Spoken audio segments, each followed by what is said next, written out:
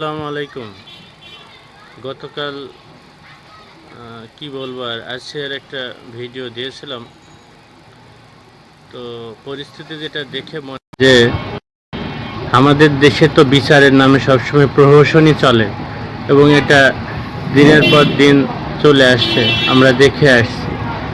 তো এটা সমাধান নাই, আসলে কি সমাধান করা সম্ভব না? তো দেখেন, ধর্ষক যে সে প্রমাণিত, তাই না? তো ধর্ষকের বিচারে যদি আপনাদের এত সময় লাগে, তবে পাবলিকের কাছে ছেড়ে দিন।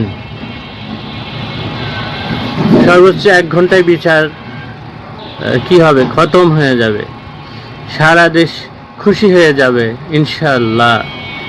আপনারা দিন দরবারের যে নাটক শুরু করেছেন তা দ্রুত বন্ধ করুন। এগুলো মানুষ আর দেখতে চায় না।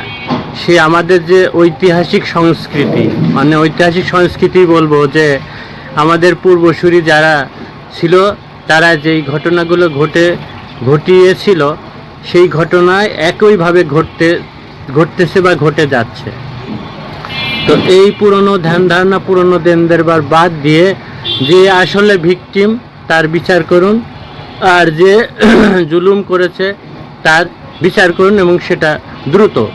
যেটা প্রমাণিত সেটা নিয়ে তো এত দেন দরবারের কিছু নাই। এটা আমার কথা স্পষ্ট। সবাই ভালো থাকবেন, সুস্থ থাকবেন, সুন্দর থাকবেন, আমার জন্য দোয়া করবেন।